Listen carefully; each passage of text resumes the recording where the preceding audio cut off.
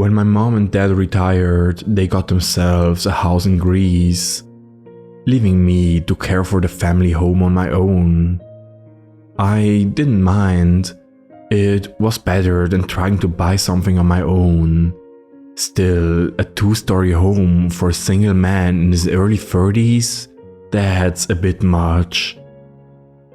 I lost my job during the pandemic, and with prices on the rise, I decided to start renting out parts of the space I wasn't using.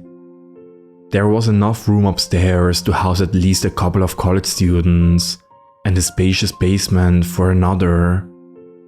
Just this large one-room basement that basically covered the entire underside of the building, supported by these thick concrete beams. It wasn't the kind of place I'd usually consider renting out, but I figured it wouldn't hurt to offer, as long as I was honest about the state of things.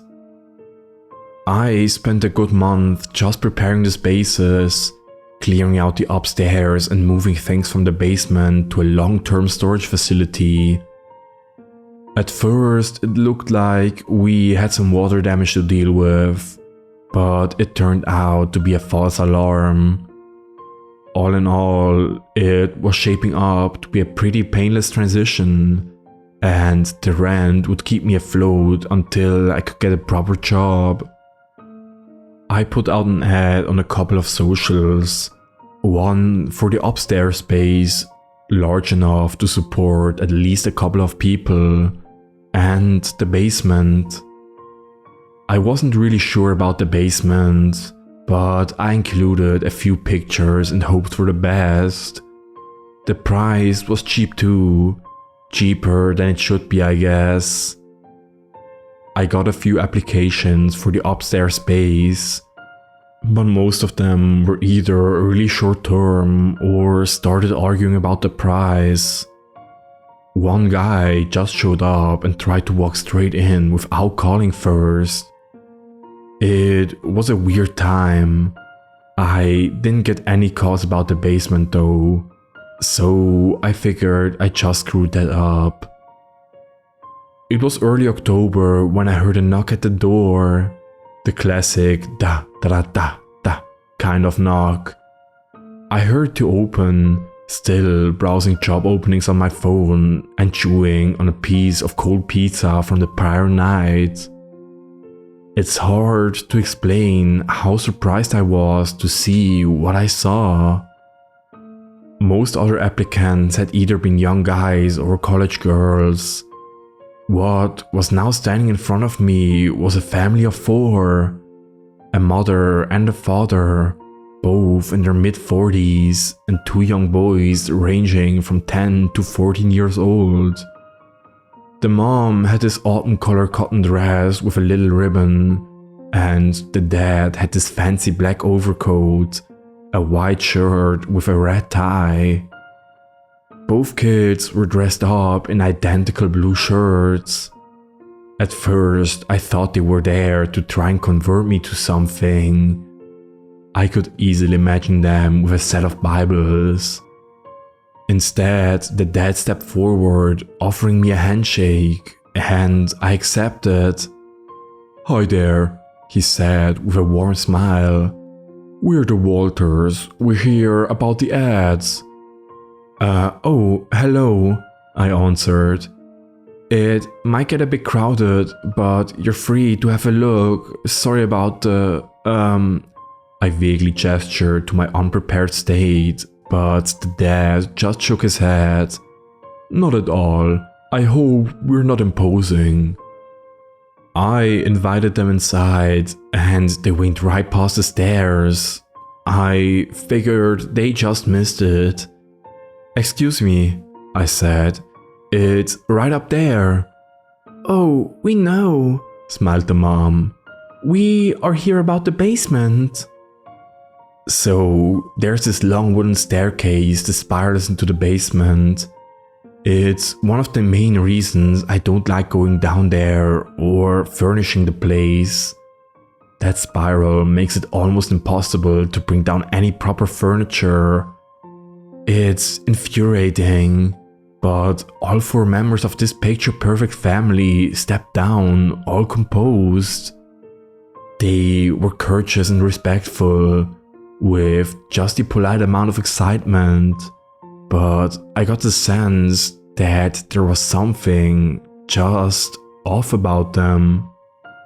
The dad brought out some measuring tape and started checking the walls. They asked me about the lack of windows, the air quality, their ability to bring down some furniture and put some light fixtures. I agreed to all of it. I still couldn't believe they were actually considering it. This was clearly not a space meant for a family of 4. And they gave the impression that they were pretty well off. There was no reason for them to rent a space like this. Still, as they finished their inquiries, the mother approached me. "Would you mind stepping upstairs and just walking around a bit?" she asked. "We'd like to see how much sound carries through." A strange way to ask for soundproofing, but I did as she asked. I got up the stairs, put on my heaviest boots, and just wandered around for a bit. After a couple of minutes, I turned the corner, only to see all 4 of them standing in the hallway, picture perfect as always, all with a big smile on their faces. "We're very pleased," the mother said. "We'll take it." They signed a 6-month rent agreement, and I got to know them a little better over the next few weeks as they sporadically dropped by. There was Layla, the mother, Anders, the father. The kids were Aiden, 12, and Alvin, 13. Apparently, they were in between housing and wanted something small and cheap in the interim. Despite all that, I couldn't shake the feeling that the basement was a strange choice for them.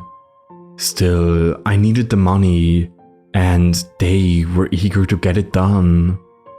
They even offered to pay a little extra since they were bringing in more people than I'd anticipated.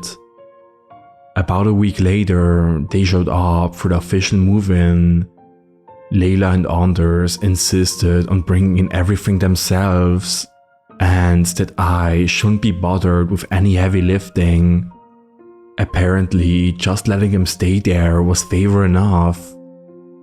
They brought in a dozen pieces of furniture covered in blue tarp, in various sizes, along with a dozen or so large cardboard boxes, none of them marked. They put down several hand-woven carpets, the kind you'd see in a large mansion.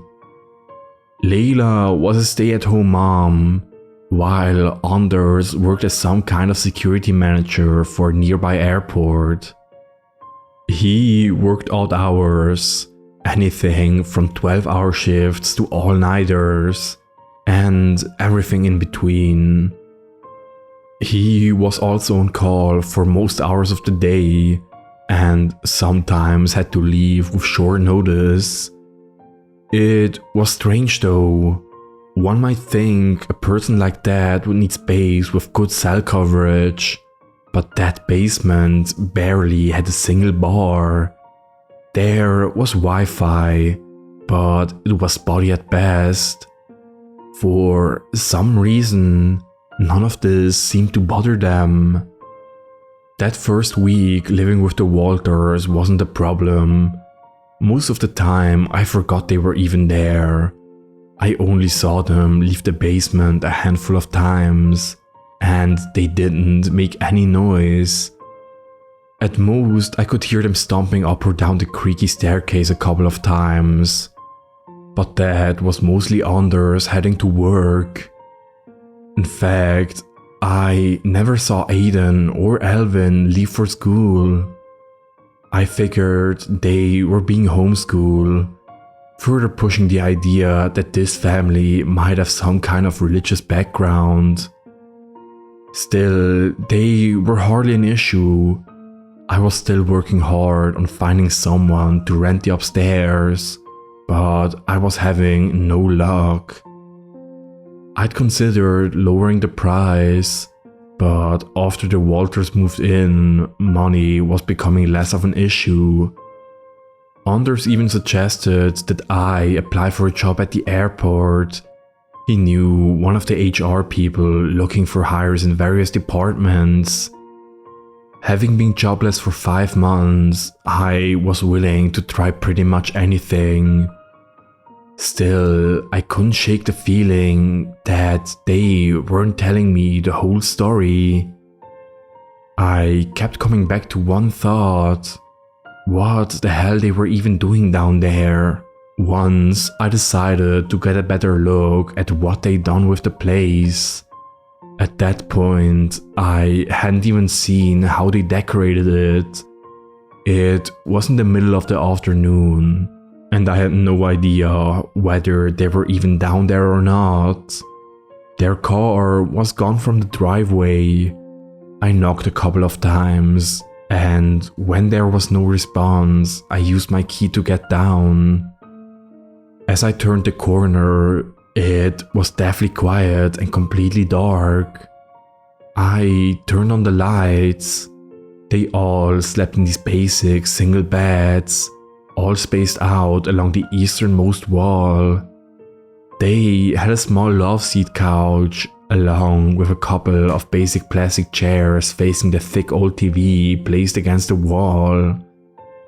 There was an empty bookshelf and a couple of scattered carpets along the floor. I could see a few open boxes. There was a bathroom next to the staircase, but it looked unused. No toothbrushes or anything. It took me a few moments to realize that I wasn't alone. The entire family was standing in line along the southeasternmost wall, furthest away from the staircase.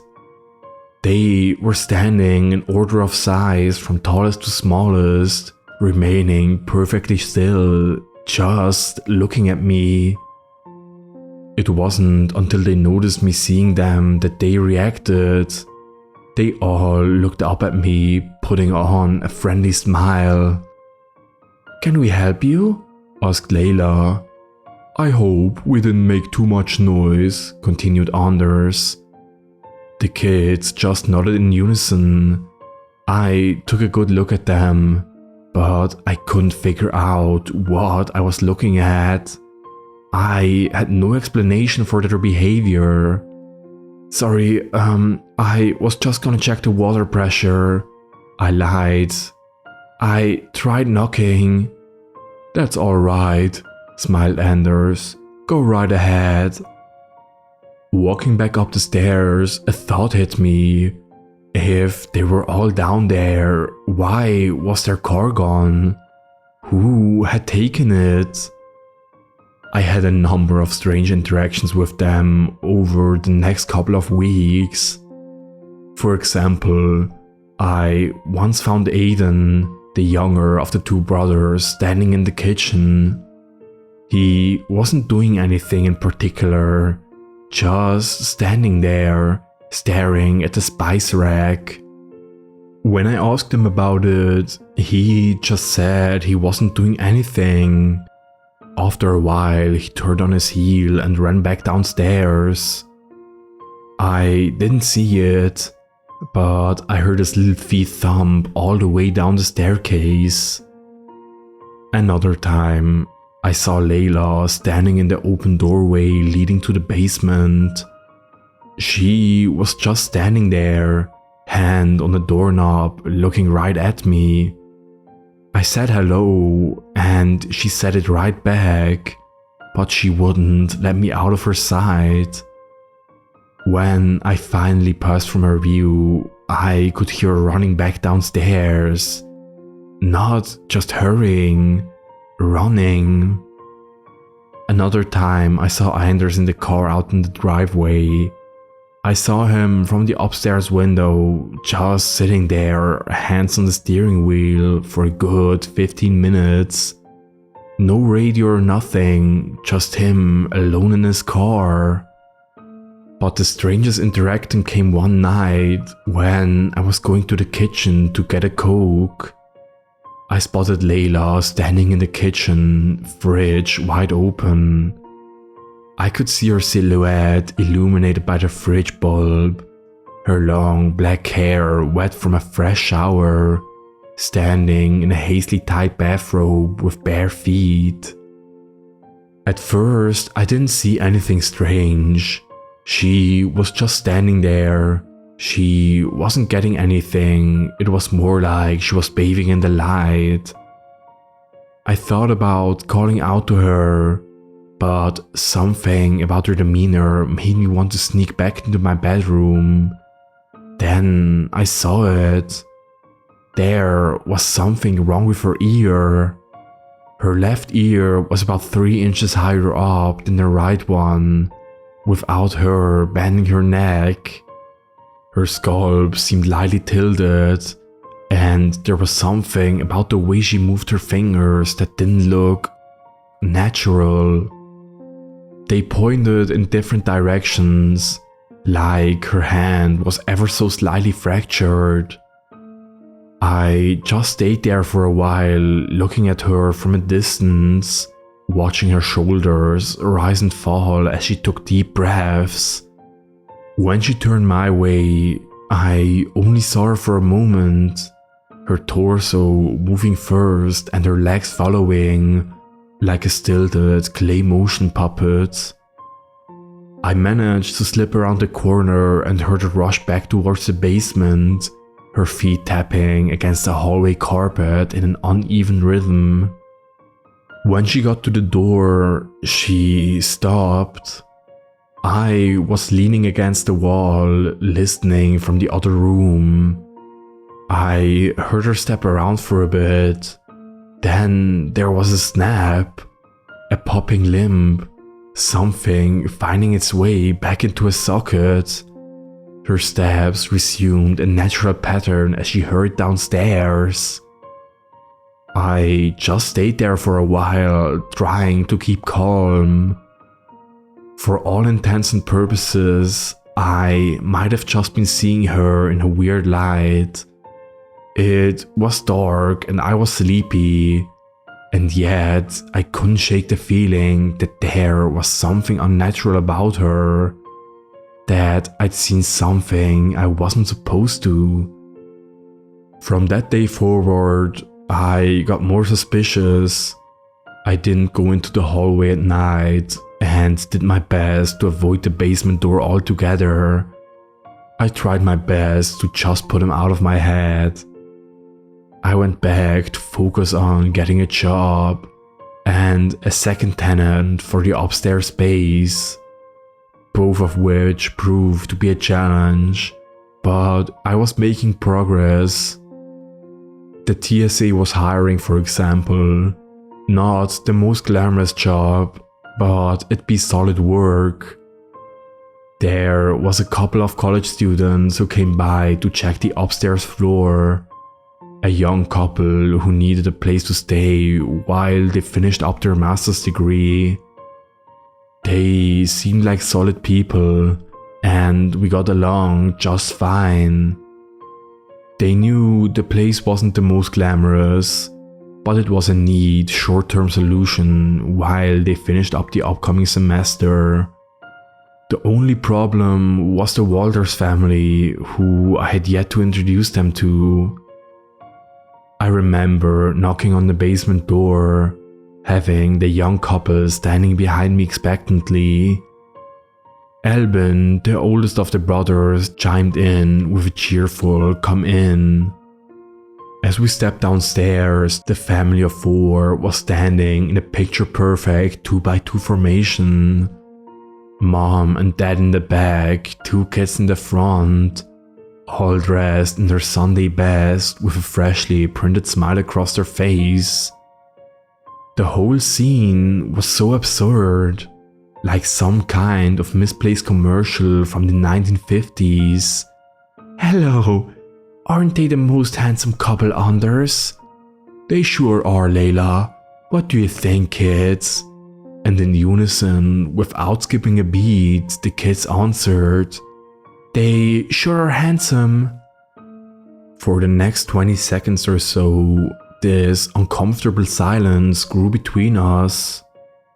The Walters just stood there, smiling at us, waiting for some kind of response.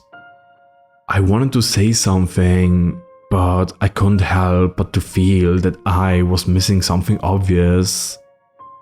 Was Layla's eye color a bit different? Was Alvin's face a bit lopsided? Was Anders missing a finger, or did he just stand in a weird angle? Maybe they'd been strange all along. Maybe it was only now that I was seeing it. When we finally parted ways, I followed the young couple outside. They both turned to me, their faces ashen. One of them just stuttered, but the other managed to form a few words. "We're not the one to judge," she said, "but those people give me the creeps. You won't be seeing much of them. Yeah, see, that's my point. Who does that? What kind of family willingly lives in a basement? It's only a temporary measure, I assure you. By then, the other chimed in. "What's with the boxes?" he asked. "What's in them?" "Personal keepsakes, clothes, that kind of stuff." "No, I mean, the box had moved, the blue one." The discussion died down, and they said their goodbyes. I got the feeling that they wouldn't be returning anytime soon. Still, their words lingered in the back of my head. A box that moved? Really? How did I miss that? After countless of sleepless nights, I decided to finally get some answers. I had to take a little risk and figure this out once and for all. So one day I slipped a note under the door, informing them that we needed them to clear out the basement for one afternoon while a plumber did some repairs. I looked up a few plumbing things on Wikipedia and referenced a real company, making it look official and stuff. Later that day, Layla and Anders dropped by holding hands, telling me that they'd be sure to be out for the day. "Maybe we'll go to the zoo," smiled Anders. "Don't you have to work?" I asked. "It comes and goes. We're very fortunate." "Very fortunate," agreed Layla. "So very fortunate." After the designated time, the family was out of the building. They went for a drive in Anders' car, promising to return shortly. I told them it wouldn't take the plumber more than an hour. They seemed a little suspicious when they hadn't seen the actual plumber show up yet, and they let that suspicion hang in the air. Finally, I just straight up lied, giving them a fake name and asking whether they wanted me to call him. Layla didn't call my bluff, luckily, but as they pulled out of the driveway, I could tell that I was sweating. I didn't even know what I feared, but my mind kept returning to that night when I'd seen her standing in the light of the fridge. I had no idea what they were hiding, or what they might do if I found out about it. But there was a part of me that just wanted to get into my car and drive, and another part of me telling me I was being silly. When they finally drove away, I wasted no time. I hurried downstairs, turned on the lights, and started to go through their stuff. It was an invasion of privacy, probably illegal, but if I wanted to sleep soundly again, I had to have an idea about why they were being so goddamn weird. There were a lot of oddities about their space. For example, all their beds were perfectly made. like no one had slept in them. Most of the couches and surfaces were covered in dust. I could tell that the TV hadn't been on in a long time. It wasn't even plugged in.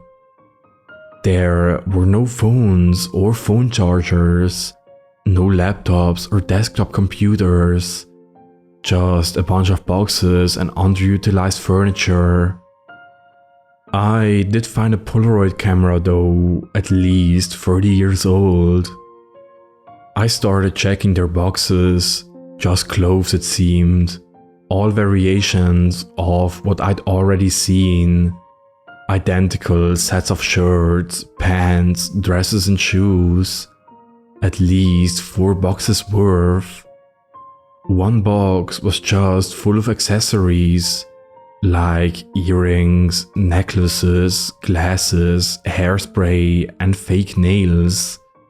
Another was full of decorations and knickknacks. Porcelain dogs, family photos, dried sunflowers and roses, both with strange colors and fancy vases. I took my time, carefully placing everything back the way I found it. It was odd, but nothing incriminating or downright unnatural.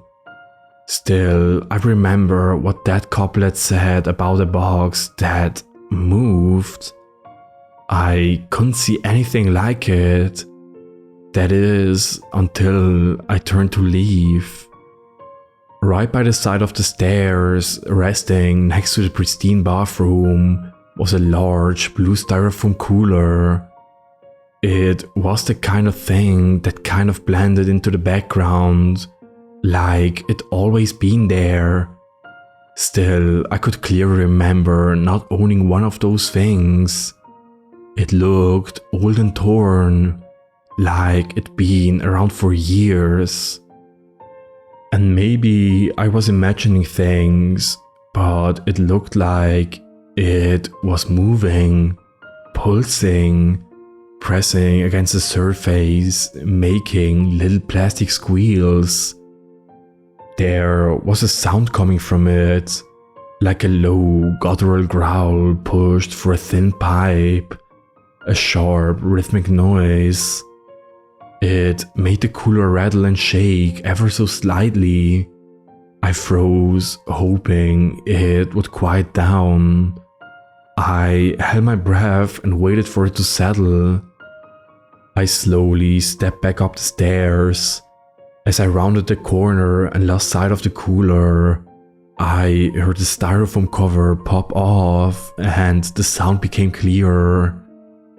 A loud growl shifting in pitch from high to low, like a singer doing some kind of a sick vocal warm-up, trying to find the right pitch.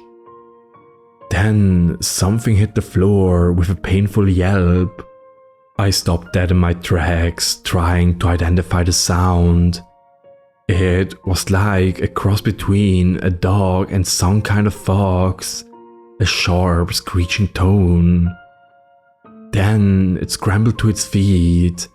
I could hear claws and paws scratching the floor, and something was coming my way fast.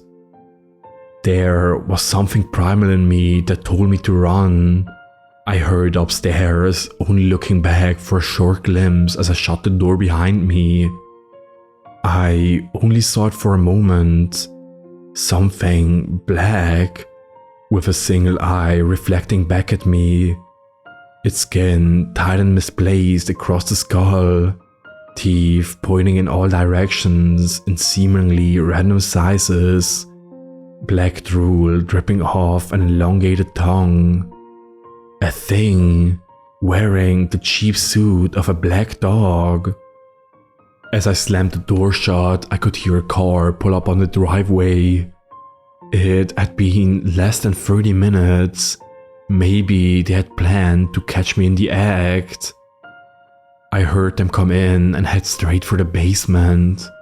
Meanwhile, I was in the other room, throwing together a small bag with change of clothes and a toothbrush. The moment I heard the basement door shut, I headed for my car. The moment I got in the car, I saw them step out of the house. They all stood there in the driveway, just looking at me. And right next to them was a beautiful black Labrador, happily wagging its tail. I didn't say a word. I just drove. I had to get some space between us and figure out what the hell I wanted to do. I wanted to go to the police, but there was no way to explain what I'd seen. What could they even do? Kick them out for having a dog? There was even a clause in the rental agreement that allowed them a pet. I had nothing to go on. I decided to spend the night at a motel just outside of town. I needed time to think and sleep without having the threat of something strange lingering under my feet. I couldn't get that image out of my head. That black thing in a dog suit. Like something trying to remember what a dog looked and sounded like in real time. I checked in at the motel and got a room on the first floor. I crawled into bed, put on the TV and surfed a bit on my phone. I could feel myself relax for the first time in weeks. But every time I thought about that house and that family, I could feel my pulse stagger. I had no idea what to do or who to call, which is what led me to this site in the first place. A lot of you seem to have seen strange things. I figured I'd post here eventually, but it took me quite some time to build up the courage, mostly because of what happened later that night. I remember a tap on the door. I must have just dozed off. I hadn't turned the TV off or brushed my teeth. I just woke up with this sour feeling in my stomach that something was terribly wrong. I had closed the curtains so I couldn't see who it was. I thought about hiding under the bed or locking myself in the bathroom. My thoughts raced, but I tried to temper them with rational what-ifs. Maybe it was just housekeeping or a concerned manager. Then the knock came again, this time with a voice. "Mister?" said Alvin Walters. "Mom wants to talk to you." I didn't answer for a few seconds. Then I carefully stepped out of bed, trying my best not to make any noise. "Mom wants to talk to you," he repeated. "It's urgent." There was no way they didn't know I was in there. They knew, and they wanted something. And whatever it was, I didn't want to find out. I sneaked to the back of the room as the doorknob started to rattle. I could hear Alvin again. This time his voice shrunk to threatening lows, like the dark growl of an adult or elderly man. "Mom wants to talk to you." I pulled open the curtains to a window facing the back of the building. I figured I could climb out of the window, but as soon as those curtains opened, my heart skipped a beat. Right there was Anders, the father himself, just inches from the window, standing straight with his neatly tucked t-shirt, illuminated by the sharp light of the single TV screen. An ever-courteous smile cemented on his face. He tapped the window. "Would you mind opening up?" he asked. "It won't take long." Again, I looked a little closer, and again I could see little details that were just off.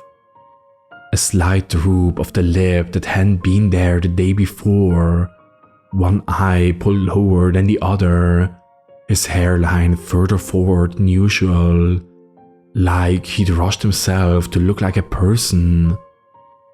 Another knock at the door, another knock at the window, voices from the front and the back, hell, maybe even from the room next door. Little voices, big voices, broken voices. We just want to clear some things up. Mom wants to talk to you. It's not what you think. I had to make a break for it, but for that I needed to decide where to go. So I pulled the front curtains aside to see how many of them were waiting up front. All 5 of them were standing out front. Mom, Dad, kids, and the dog. I looked back as if trying to convince myself I was sane. There were 2 dads, and none of them looked right. Further down the street, in their car, I spotted 2 more kids identical to Aiden and Alvin, both with little quirks, like they weren't fully formed yet. A loose jaw, a strange eye. One of them had a wide bald spot. Stepping out of the motel's manager office, I saw another Layla, this one with a deflated arm and a paralyzed face. I was surrounded. I held up my phone like a weapon. I'm calling the police, I yelled. Get the fuck away from me. That'd be inconvenient, said Anders. And you'd be dead, added Aiden. Long dead, chuckled Avon, his voice not tuned right. The doorknob rattled again, more forceful this time. I could feel my pulse rising, my breath growing short. I looked back and forth, seeing the Anders at the back window trying to figure out the lock. Only now did I see that one of his fingers were nothing but bone. How about a trade? Suggested Lila. Something for everyone. What the fuck are you talking about? Go inside that bathroom of yours, grab a piece of tissue and chew on it, then drop it out the window. What? I couldn't understand what I was hearing. It's like the words were there, but didn't make any sense to me. We're gonna need a new suit, said Layla. You will do. You're not fucking wearing me? Oh, we'll leave you alone, and you'll leave us alone, because if you don't, people that look like you are gonna start doing some terrible things, aren't they, Anders? Oh, they are, Layla, said Anders. Terrible, terrible things. So that way we can all walk away. You'll never see us again, and we'll leave you be. I tried to wrap my head around it. They were gonna make a suit of me, like they done with that dog and with that family. There would be someone looking like me walking around there. Something vile.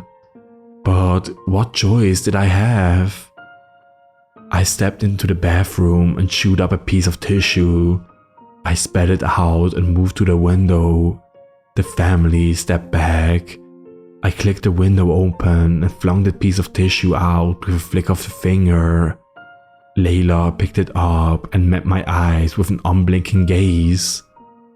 With one clench of the fist, she grabbed the top of her head and pulled. Her entire face lurched backwards, her lower lip reaching all the way to her eyebrows.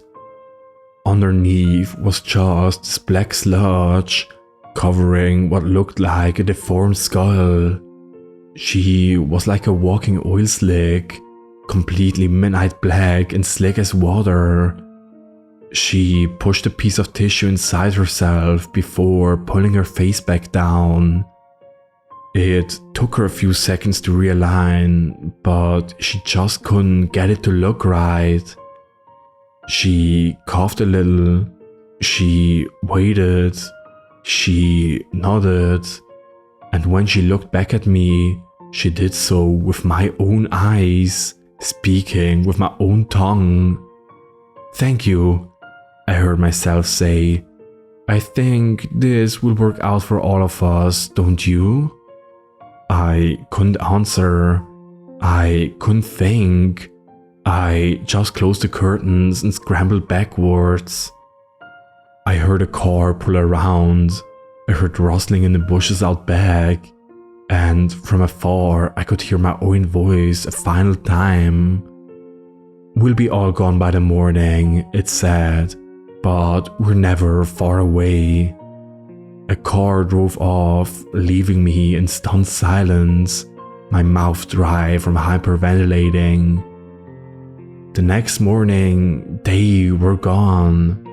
The basement was empty, and they even left a thank you note.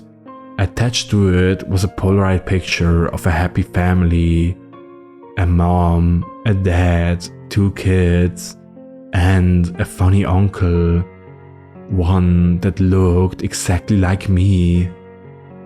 I have been contemplating on whether to share this for some time, knowing what they could do. But I believe they're not technically proficient enough to find this, and I've omitted a lot of details. I just need to know if anyone has met something similar, and if so, how you managed to put it behind you. Are they still out there? Are they watching me? How many suits do they have? I've wanted to just put this behind me and pretend it never happened, but it's getting harder and harder. Every now and then I see someone that looks vaguely like them. An Anders with a different haircut, a Layla that's slightly younger, school photos with Aiden or Alvin but a different hair color. And a few weeks ago I got a call from a friend mentioning how they'd seen me in the local newspaper. Only thing is, I've never been in it. I've considered moving somewhere far, far away, but first I just needed to get this out. I need someone to believe me, the real me and not the me you might see in the papers.